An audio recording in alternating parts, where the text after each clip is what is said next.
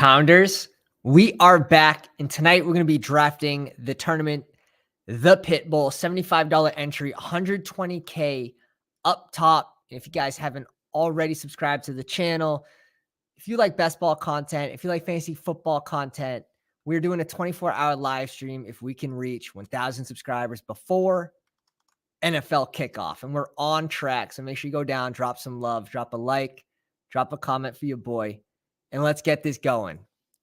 The Pitbull, 7,500 entrant tournament, 10 entry max.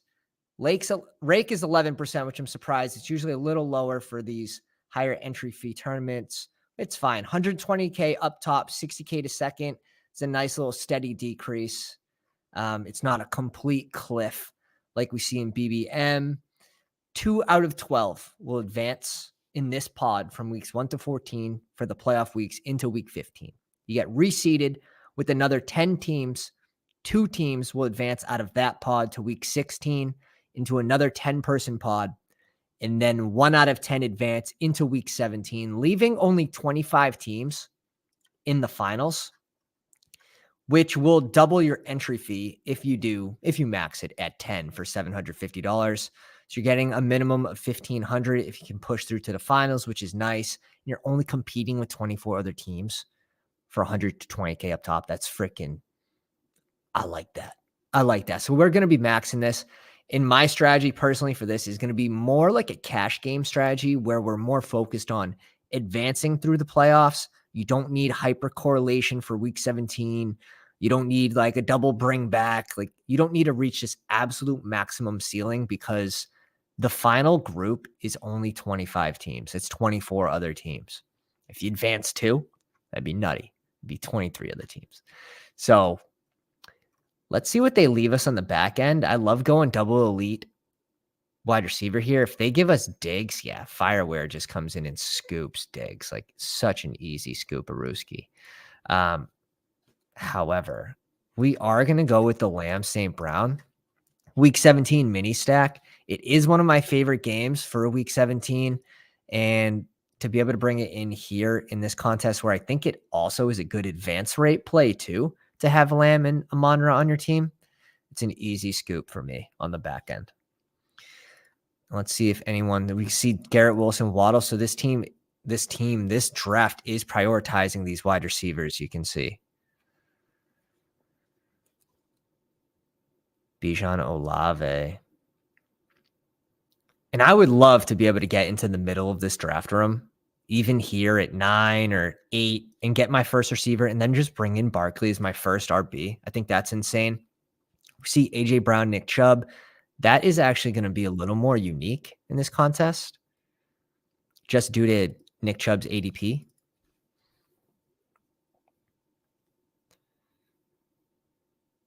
Definitely some piss boys in this room, though. Definitely some piss boys. Tony Pollard at 18. We see the Eckler team reach up, grab Devonta Smith. And we'll see what this does on the back end here. See what they leave us at pick 36, 37. Because this range can be pretty gross. Like you can pretty much pray for Lamar. But other than that, I wouldn't mind getting Gibbs, to be honest, for that double. And maybe we would go Goff. Maybe we would build this team around that week 17 matchup. I think that's fine. I'm not really going out of my way to super stack any of these teams unless it's an offense that I think is going to have just a better season where their pricing is too cheap. That could be. And the easiest way to do that is just target one of those offenses that goes late, right? Houston, Carolina, players like that. Calvin Ridley is being pulled up to this 2-3 turn pretty often. We see him go in the second round here. Maybe he just wants to secure the click.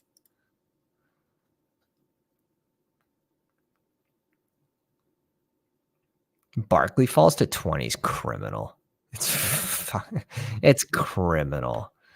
It really is. JT and Josh Allen. So the first elite QB off the board. Josh Allen at 25. Definitely not being prioritized right now in this high stakes tournament. Keenan Allen at 26. I can't, dude. I can't get behind that. Oh my God. Mark Andrews at 27. Interesting. Mahomes off the board. Get this little mini stack here between the KC game week 17. I think that's a nice start, to be honest. Mahomes at 28. That feels pretty good, to be honest. Especially in these pods where it's 2 out of 12 advance, an elite QB does give you an advantage. It's nice to find that little value QB on the back end as well to pair with those elite QBs. I'm not really a fan of going 3 QB, which we see it happen all the time. Teams that grab an elite QB in the 3rd round and they end up spending like a 7th or 8th, which is okay. But then they add another one in the back end, and that's what I can't get behind. I think that's going to hurt advance rates. Seeing a slide on DK Metcalf, on Stevenson. There's no chance we get one of these 3 too. There's no chance. There goes Stevenson. Where we expect Dalvin Cook to end up on the Jets, I've seen him fall to 40 pretty consistently, 40, 41. I think Gibbs is going to get sniped here, but we will get one of these 3. Problem is we need 2.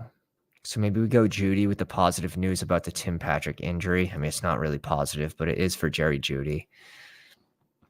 Breece Hall off the board and Cooper off the board. Okay, so what do we want to do here?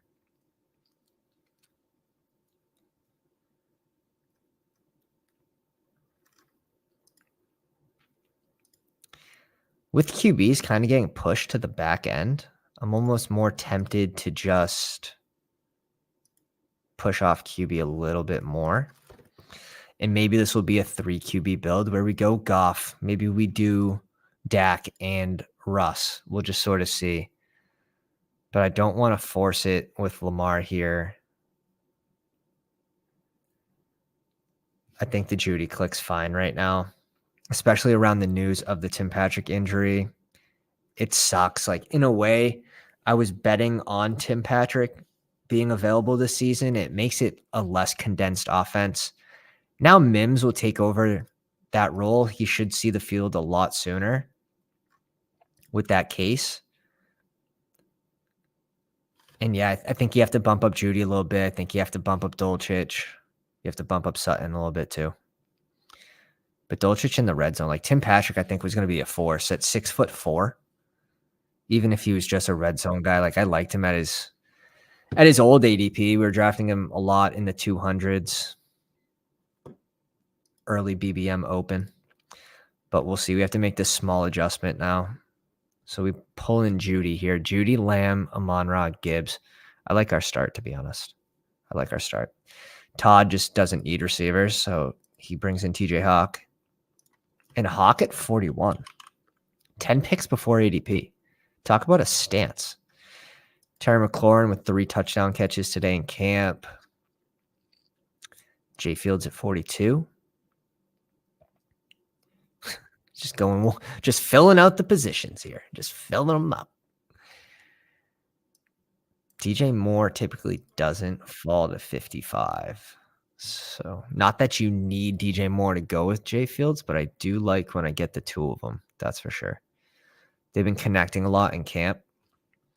Mooney's out there too, which is positive news, both for Fields and for himself. Because Mooney goes late. Mooney goes at like 130. He goes at 130. I think you could easily put him in this Dobbs range in front of Zay Jones. And that's something we talked about on yesterday's stream, where we drafted 2 of these Pitbull teams. And one was a full complete Pounders draft. And the first one was much, much lighter, where there was like 3 or 4 dead teams. plus EV, getting off into these races without the pounders in the pod makes it a little easier on us. Got to find our plus EV draft somewhere. This team, again, only with one receiver, brings in a second Cincy player. Joe Burrow to the Chase team. Pretty standard. DJ Moore goes here. I don't mind this start. Seawalk goes at 48. Probably where he should be going anyways in this range at 48.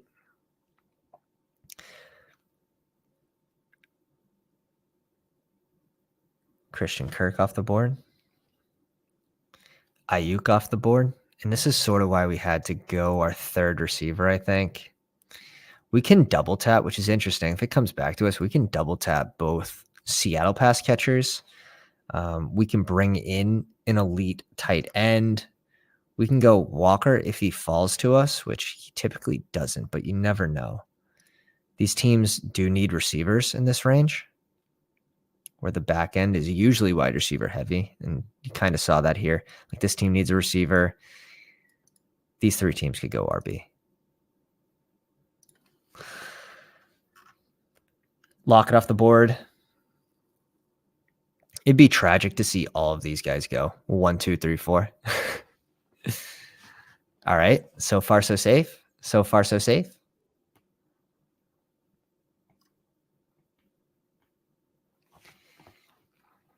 We did see today Sharbs is on the field. Now, the drills I saw him running were no contact. So we'll have to keep an eye on this situation. Come on, be afraid. Be afraid of the injury. Give me Kenneth Walker at 60. One time for the boys in the back. You're making me nervous. When's our next two picks, too? I think that's also important. 84 and 85. I think that's fine for receivers still. It's before the wide receiver dead zone. Let's go. Walker at 60. Walker at 60. We'll push him. We'll push his ADP. We're going to manipulate the market right here. We're going to manipulate the market. I think I want to go Kittle here too, to be honest.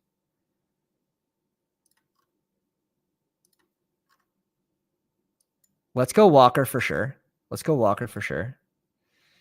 Waller goes at 76. Do I really think I'm going to get him at 84? Man, you used to be able to. Those days are gone. I think we just go with the Kittle click here, and we're happy with it. And then the way back around, we click receiver, and we have a pretty balanced build right now. Also, it opens up a Purdy stack late, and where we think we're already going to be going 3 QBs, it just gives us another outlet. So I think that's nice. Even if we target, like if Treylon Burks falls back to us at 84, again, this gives us another outlet with Ryan Tannehill, who I think is a crazy value to QB right now. So let's see what comes back to us on the 7-8 turn at 84, 85.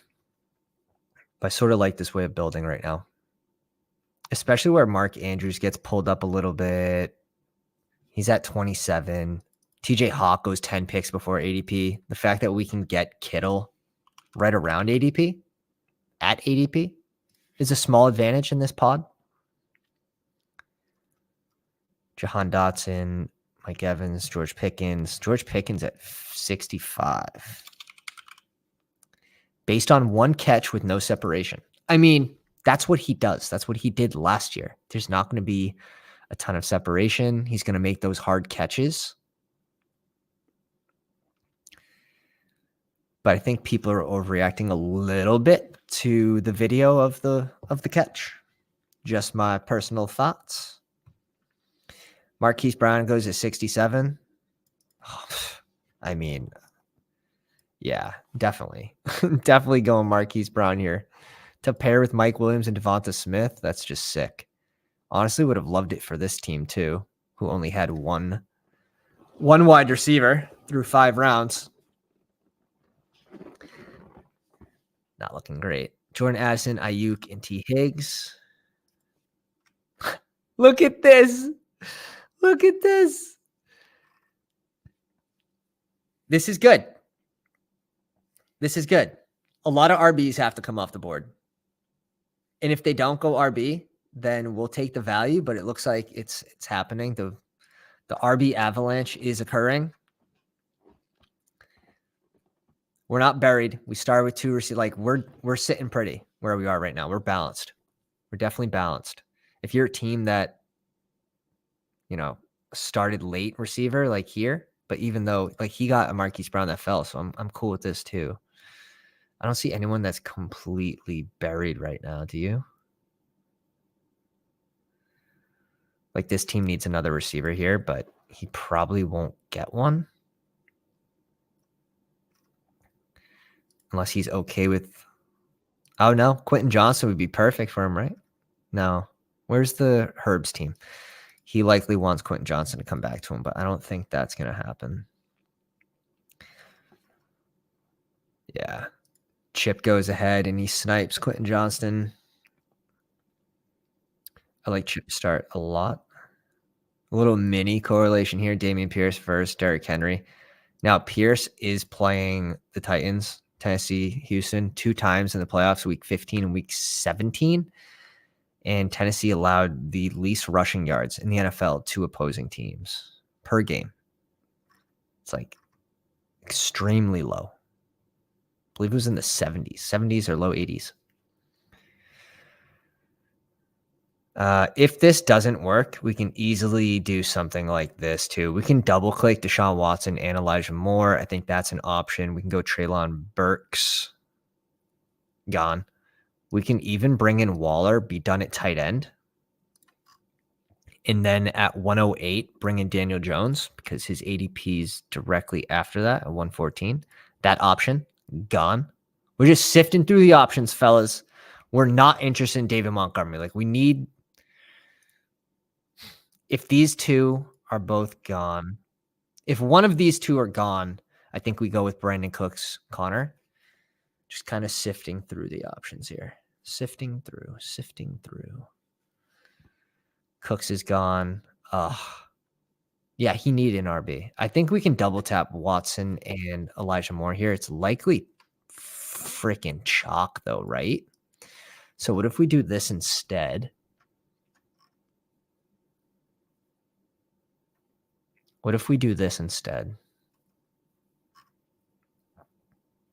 Either way, I know I need Elijah Moore. It's just between Deshaun Watson and James Conner. I guess if I go Deshaun Watson, do I have a chance of getting Njoku at 105? I think I do at 108. And if I don't, maybe I get Dak. But the Cooks team is likely going to take Dak, I think, right before us. So if that's the case, maybe we do go Deshaun Watson here instead.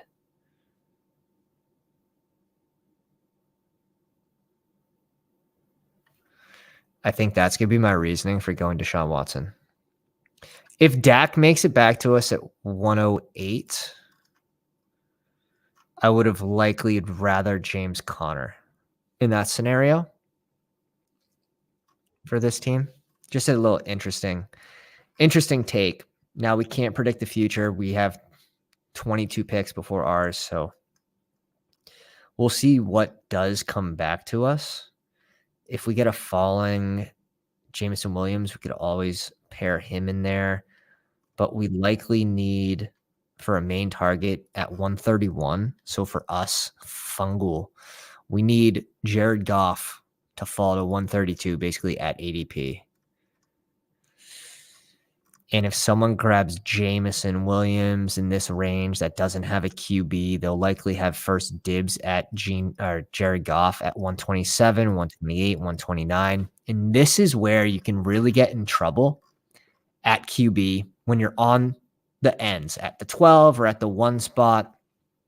You can typically get Kirk Cousins pretty easily if you're at 1. But if you're at 2 and you don't get your early QB correlation, this is where you can run into trouble. if they get selected right before ADP to someone that has a single stack. And I think that's another reason it's good to go Deshaun here for us. It does open up options, and we could stop with 2 QBs. If we get Dak to come back around, we could still go Dak. It just depends how you want to target this game, the Dallas-Detroit game. And who do you think's better for advance rates? I think both are fine to pair with Deshaun Watson. And I would stop at 2 QBs there unless we get like a last round Ryan Tannehill, who he would likely be naked for us unless we picked up like Chiggy, which would be fine. But last round Tannehill, I don't think that's a bad thing at all. Even if it's unstacked, I think that could help advance rates for our team in particular, where we're not spending a ton of draft capital at QB, even by adding Tannehill. So just something to think about. James Conner goes at 90. This team's sticking with just 3 receivers going into the 9th round. Sheesh. Good luck. This team, 3 receivers themselves. This team, 3 receivers. Oh. Wow. 3 receivers. He's not picking to 120. All right, JMO off the board. This is a good thing. So the Goff team would have to select. They would have to pick Goff at 122, which is possible. He could go Goff at 122, but I think it raises our chances that he makes it back to us. He doesn't really have a second QB option right now to stack. He could look for Kenny Pickett. It's a little thin. So we'll see. He could definitely reach for Jared Goff here, but if he doesn't, we have Amon-Ra, we have Gibbs. Here's the Montgomery team, so I guess he could get sniped from us at 131. We'll just have to see how that plays out. I don't think Dylan's going to make it to us, but we'll queue him up just in case. Charbonnet, this guy must have saw the news that he's back practicing. Very strong at receiver, strong at QB, strong at receiver, strong at running back. I like this team so far. That's a lot of capital for running back, so definitely stopping at 5 with this team in particular. And if he goes more than 5, or if he keeps spending capital there, they'll end up being a mistake for that squad. Especially getting Barkley at 20. Again, Javonte Williams, which is positive news he received that he's going to be playing in the second preseason game. Definitely targeting the right people. Where's the Gallup squad? Here's Brandon Cooks. I think this is where Gallup's not off the board yet. This is where we could see Dak get taken.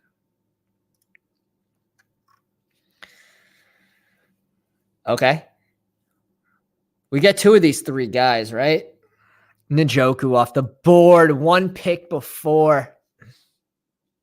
Hate to see it. But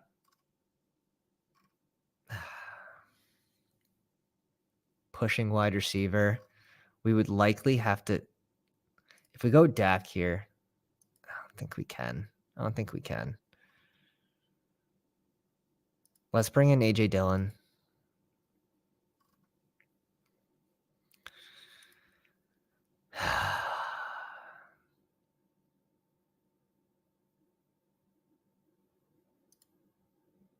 We can. We'd be done at QB. Means we're not going Goff. We could end up adding a late Tannehill. We're just weighing the options. Like, the receivers here just seem gross, to be honest. The receivers seem gross. On the way back around, I'm thinking Gallup at 136, which falls to our ADP. So I'm already looking ahead. I'm looking, who can I stack? What players do I like in that range too? It's not just that I want the stack. It's what players do I like in that range? And we're going to have to double tap receiver, I think, in that range. I like Pat Freiermuth, but I'm just not in the position to select him. Just not in the position to select him right here. I think going Boyd doesn't do a whole lot for my team. Going Lazard's just not sexy. I was thinking Nico Collins. Nico Collins and Freiermuth is probably the only way that I bring in Freiermuth here, would be with a receiver. We'd be done at tight end, so that'd be the benefit there. But let's see how this pans out. We definitely need to catch up at receiver. It's going to be likely 8 receivers for this team.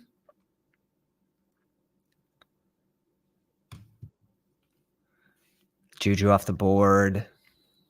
Pat Freiermuth goes at 115. Interesting. Nice little team here. If you guys haven't already, go down, drop a like on the live stream. We're on a quest, absolute goal for 1,000 subscribers to do a 24-hour live stream before NFL kickoff. So if you want to help us do that, drop a like, drop a comment, and make sure you subscribe to the channel. Bell for notifications if you want to jump in these live drafts with us. That's the key. Kincaid, Kobe Myers. Does he have Josh Allen? He does. And he pairs Kincaid with Pitts. I would think he'd be done at tight end here. He has 4 receivers going into pick 144. So he's got to play catch up too.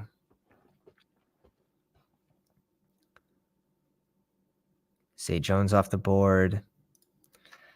I also wouldn't mind if Mooney fell to us, but he's the next available receiver, so I don't think he'll make it back to us.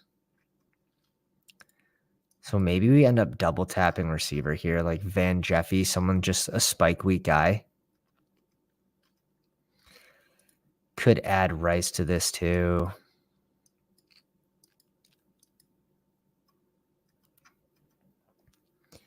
And I think everyone in KC is going to get their shot. Like, this is a receiver group that there is no like true number 1 receiver besides Kelsey. Like, as a pass catcher, it's Kelsey.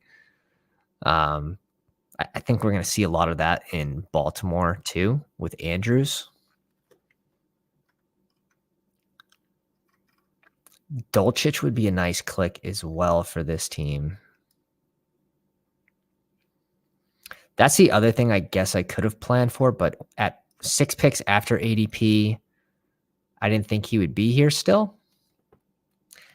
We'll see if he makes it back to us. But I would, all right, Dulcich off the board. I can't go Russ.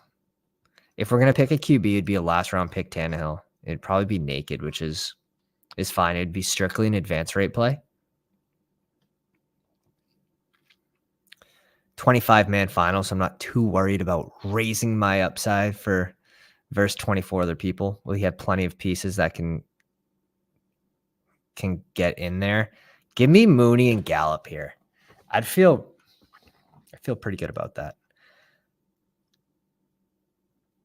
This team, like, the click on Mitchell is like so obvious. Like, Mitchell is a great click for this squad. Yeah, I don't think we have a whole lot to think about. We're just going to bring in Gallup, and we're going to bring in Mooney. And now I feel like I caught up, and now I feel like I'm at peace. I found my zen. CeeDee Lamb, Amon-Ra St. Brown, Jerry Jeudy, Elijah Moore, Michael Gallup, Darnell Mooney. I bet people are going to say, like, oh, why didn't you go Lazard for the bring back? It's like, I don't really. I'd rather bring in Dak in this position for the reason of getting this double stack in this game, week 17 against Detroit. I know we have 2 pieces in that game, which is pretty neat. So if it does hit, pretty good chance this team finishes high. Kittle. Now, where we get to this range with Kittle, I feel like we have to go 3 tight ends. I don't know about you guys. But like after Dolchich, even after Freiermuth, like I think you can pair Kittle and Freiermuth, and let me know in the comments. Would you guys stop at Kittle and Freiermuth? Like, what's your last combination with Kittle that you would stop with 2 tight ends? Because in my opinion, like he has those games where he just disappears. He's a blocker, and he has those games where he explodes. So I think now that I think you can push it with Dolchich too. Just Kittle and Dolchich. It might be a little light. I don't like for me, I just don't see there being a reason to not add like a last round tight end. If that's the case, not a lot of draft capital and basically guaranteed to be on the field. So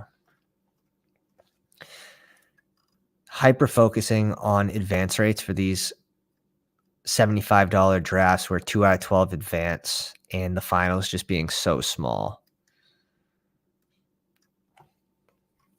And like seeing what other teams are weak at and strong at can help too. Like these teams are pretty balanced. Tua and Daniel Jones, Geno Smith and Lawrence, Aaron Rodgers and Lamar Jackson, Fields and Richardson. Herbert doesn't have a second QB yet, which is fine. Jalen Hurts and the Mahomes team only have 1 QB.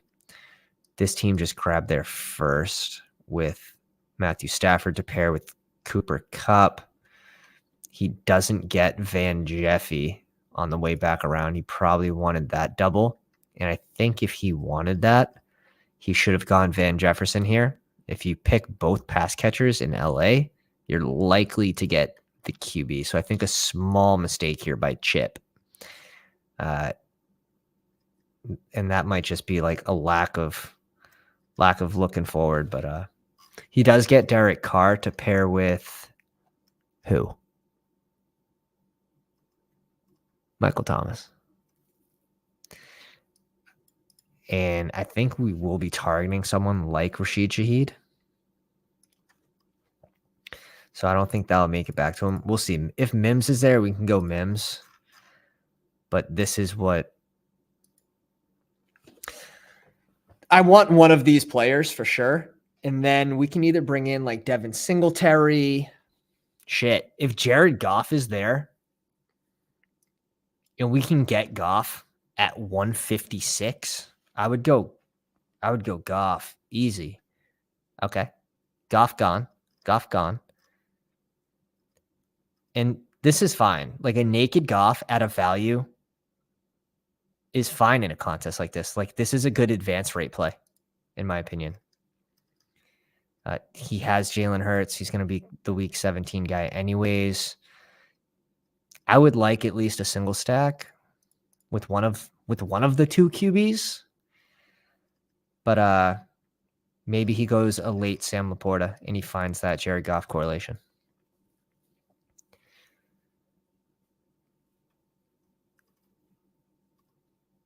We could bring in Russ too and do this double tap as well. I would like to get Mims here though, because I don't have a ton of Mims. To be able to get $75 invested in them would help a little bit. Just unlucky with the Tim Patrick injury.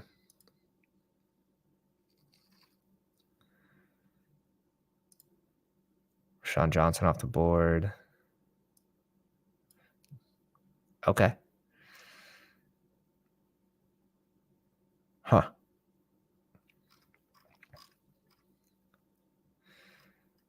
I like this, dude. I like this, dudes. I mean, we're definitely going Marvin Mims here. Can we stop at 7 receivers? I think we might have to.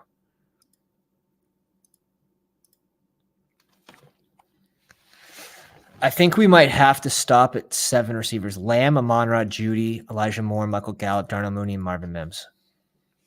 If we stop at 7, it allows us to go 3 tight ends. 3, 5, 7, 3. Does that math that up? Yes. Yes, it does. That's the answer. The answer is yes, it does. 2 late tight ends. Let's see if like Knox or Juwan Johnson makes it back to us at 180, 181. I would love one of those two to fall to us. If not, we can go Conklin, McBride. We can bring in Jake Ferguson for this team too. It'd be a triple stack, which I don't unnecessarily love, but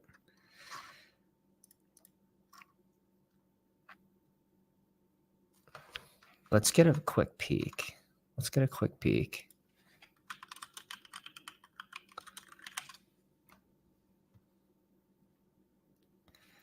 All right.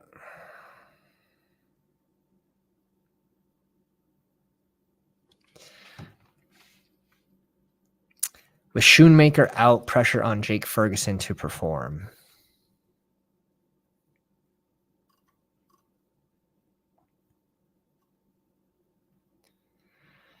He was placed on the non-football injury list. That's great. That's really good for Ferguson. He's dealing with the partial tear to the plantar fascia. That does not sound good. This is going to be a Rashica hit click. It has to be.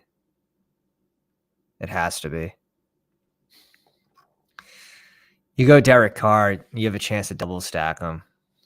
He goes Taysom. He gets punished, in my opinion.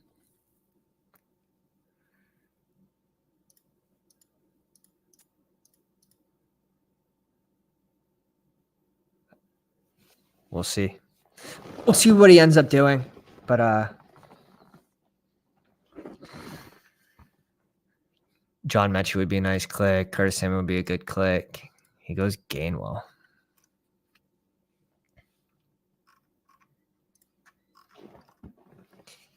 I don't know. With Swift having a good camp and Rashad Penny not out there broken yet, I think it's hard to click Gainwell. Even over Jeff Wilson, to be honest. Jeff Wilson would be nice to make it back to us. One of these two looks like this. And we have, 3 RBs? Yeah, we're definitely done at receiver here. Definitely done it at QB too. So this is what we're looking at. Lenny will find a job. If Lenny's looking for a job, he will find a job. Chase Brown's a good click right now. Zach Moss broke his arm, supposed to be back in 6 weeks. He has time to heal up, but it also gives time for Evan Hull to earn a role and the Taylor BS if it gets figured out. There goes that. This is sort of what we're looking at here. I wouldn't mind the Malik Davis pick with this type of squad. Let's just sort of see what happens. All right, let's see the board. So we're getting one of Knox or Juwan Johnson, and I'd be tempted. Jeff Wilson and Gus both go. I don't love that, to be honest. I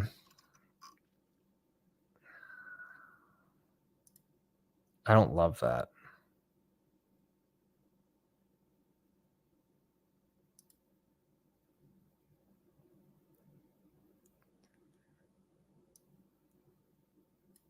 Let's put 75 into Knox here. Man, the Zamir White click, I guess. The problem is, I would like this if we can guarantee ourselves. This is fine.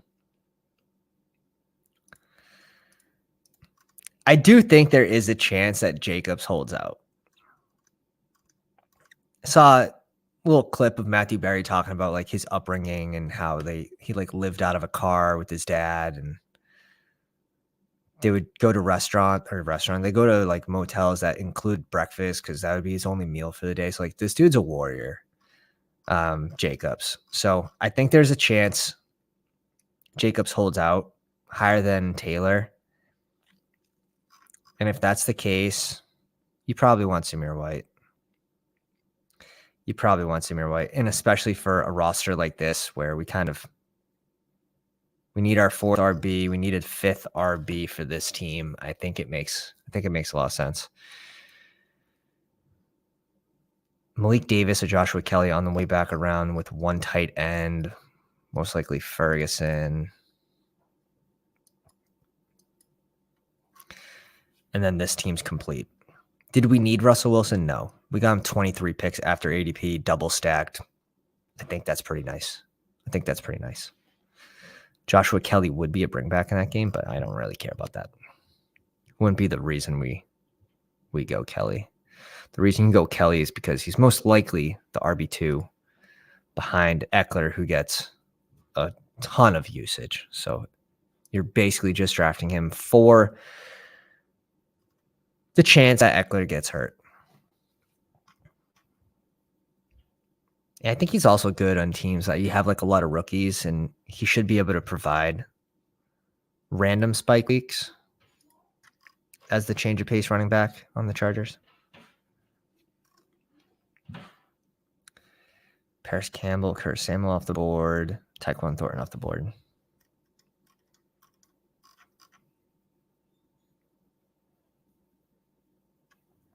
If we can get Ferguson here at 204, I'll feel really good about this draft.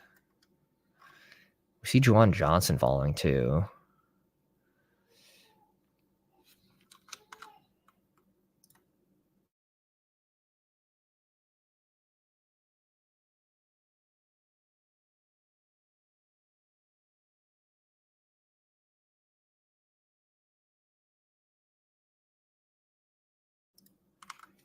Hayden Hurst. We see an early reach on Puka. Just kind of unnecessary. Like that's, I think, like being unprepared. I feel like you could definitely get him at 195, right? But I mean, I guess it doesn't matter at that point if there's no one that you want. So this might be just like a secondary reach coming. That would make sense. If he's not going anyone in this range, that could make sense. So we'll see what he does. Chase Claypool off the board. Terrace Marshall. So might be setting up a little Carolina stack here at the end with Bryce. Oh, Bryce Young went right here.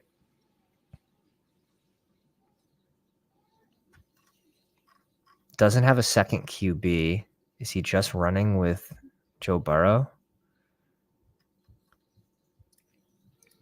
Or is he just fine with grabbing just like an unstacked late QB?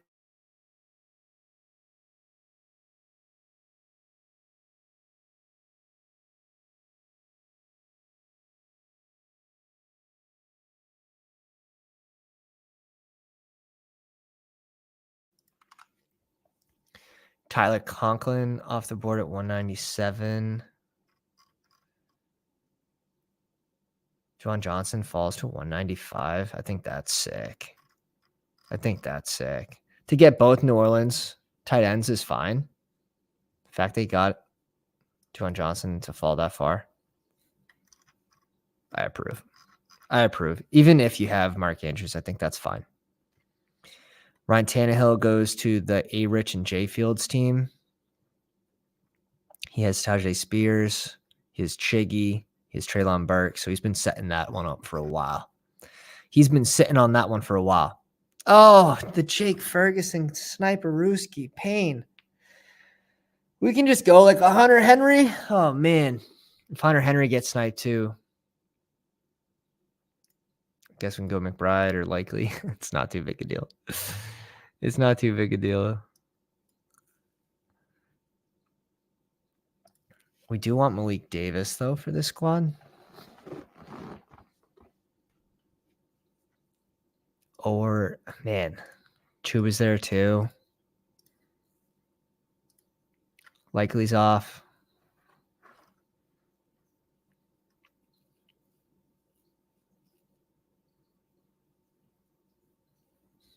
Okay.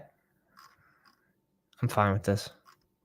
I still like the team with the Hunter Henry clicks. We're definitely going with Hunter Henry here. And then the next click, what do we like the best, basically? Dallas isn't bringing in another running back. So I think I do like Malik Davis over Chase Brown right now, currently. And that's not to say they can't bring in another running back, but I mean, Blackshear's having a good camp, supposedly. Miles Sanders could just be a 3-down back anyways.